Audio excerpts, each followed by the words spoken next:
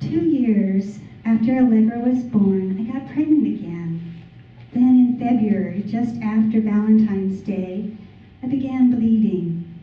Harry rushed me to the hospital here at Scripps.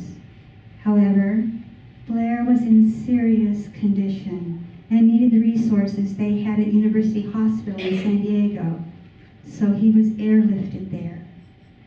I ended up basically living at the hospital.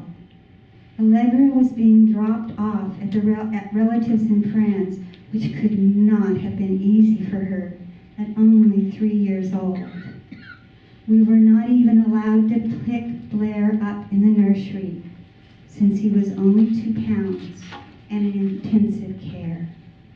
They finally decided to attempt an operation to open a valve in his heart.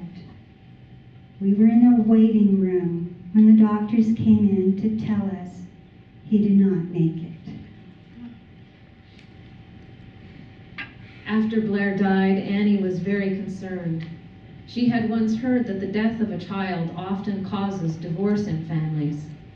So she decided to go back to St. Andrew's Church, where their daughter had been baptized 3 years before.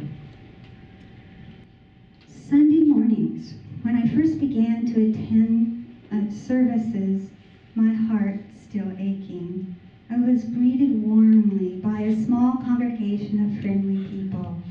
I felt instantly welcome.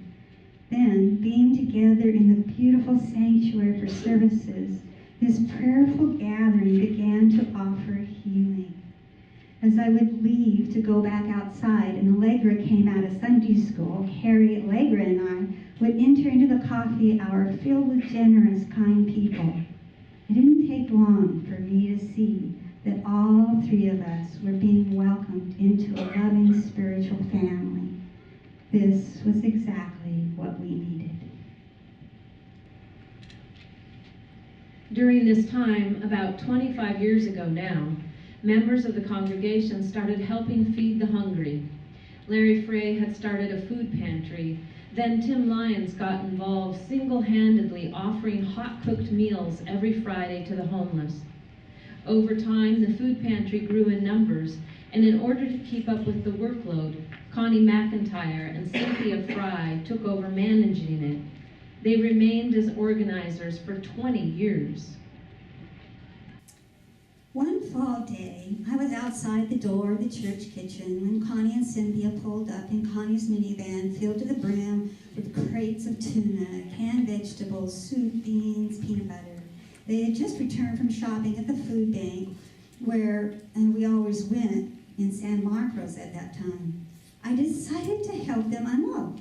There must have been 800 pounds of food that day, as usual. As I loved shopping for anything, I asked if I could also be a food shopper. Well, I went once and that was it. I became a full-time food shopper. We passed out for the food we passed out every Thursday. A few years later, Connie and Cynthia, 2 vibrant women, but now getting older, decided lifting all the heavy crates and overseeing everything was going to be a bit much for them week after week. So I decided, well, I'd like to be more involved. Why don't I take over coordinating the food pantry? So I did, and I have been doing it ever since.